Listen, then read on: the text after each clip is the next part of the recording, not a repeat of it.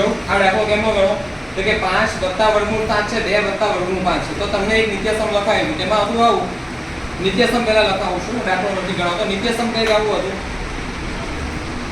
a + b c + d. તેમાં હતું શું a + b c + d માં તો કે અનુગુણાકાર આની સાથે અનુગુણાકાર આની સાથે અનુગુણાકાર આની સાથે અનુગુણાકાર આની સાથે. તો આ નિત્યસમ ફરીથી ભણાવું ત્યાં નહીં આવતું a × c a × d. અહીં a ની આગળ કઈ નહીં તો કયું ચિહ્ન હોય વત્તાનું અને અહીં વત્તા તો અહીં પણ d ની આગળ શું છે વત્તા તો વત્તા વત્તા વત્તા a × d. b ની આગળ કયું ચિહ્ન છે વત્તા c ની આગળ કઈ નહીં તો કયું ચિહ્ન હોય વત્તા તો વત્તા વત્તા વત્તા તો b × c. b ની આગળ કયું ચિહ્ન છે વત્તા d ની આગળ કયું છે વત્તા તો વત્તા વત્તા વત્તા b × d. તો આવું કંઈક આવે છે એટલે AC + AD + BC + BD. આનું ખબર પડે આ ગઈકાલનું એક નિત્યસમ રિવાઇઝ કર્યું. તો એ નિત્યસમ પરથી જ આ દાખલો ગણવાનો છે. કેમનો ગણવાનો છે ધ્યાન. આ 5 નો ગુણાકાર 2 સાથે એટલે અનુગુણાકાર આની સાથે. 5 નો ગુણાકાર વર્ગમૂળ 5 એટલે કે અનુગુણાકાર આની સાથે. એવી આ 7 નો ગુણાકાર 2 સાથે અને 7 નો ગુણાકાર વર્ગમૂળ 5 સાથે. ખબર પડે આટલું ઉતરે મગજમાં. તો એ રીતે ગણવાનો છે દાખલો. તો કે 5 × 2 ધ્યાન 5 × 2 અહીં લખું છું બરાબર 5 × 2 5 ને આગળ કઈ નહીં તો કઈ ચિહ્ન હોય કયું હોય વત્તા. તો અન્ય આગળ વત્તા ને વર્ગમૂળ 5 ની આગળ પણ વત્તા તો વત્તા વત્તા વત્તા 5 વર્ગમૂળ 5 5 × વર્ગમૂળ 5 વર્ગમૂળ 7 ને આગળ કયું ચિહ્ન છે વત્તા કયું ચિહ્ન છે વત્તા તો વર્ગમૂળ 7 × 2 વર્ગમૂળ 7 × 2.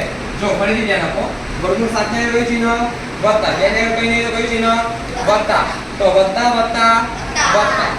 હવે ધ્યાન વર્ગમૂળ 7 ની આગળ વત્તા અને વર્ગમૂળ 5 ની આગળ પણ વત્તા તો વત્તા વત્તા વત્તા તો વત્તા વર્ગમૂળ 7 × વર્ગમૂળ 5. હવે ધ્યાન 5 × 10 5 વર્ગમૂળ 5.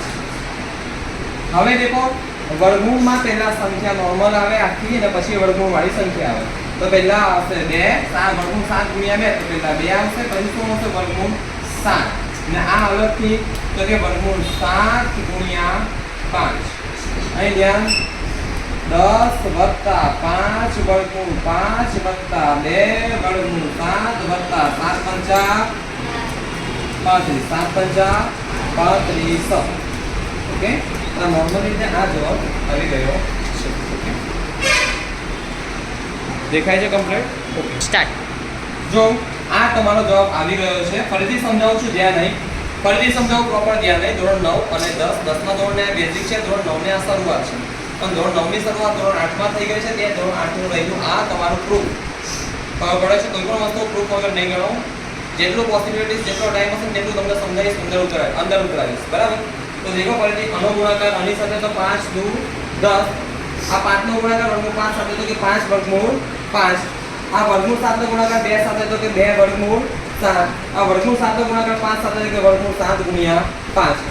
10 + 5 વર્ગમૂળ 5 + 2 વર્ગમૂળ 7 + 7 પંચા 35 વર્ગમૂળ 35. તો આ એનો ફાઇનલ જવાબ છે. મેં જેટલા પણ દાખલા તમને ગણાવું તે બધા દાખલા વખતે તમારે છે ને ઘરેથી ટ્રાય કરવાનો.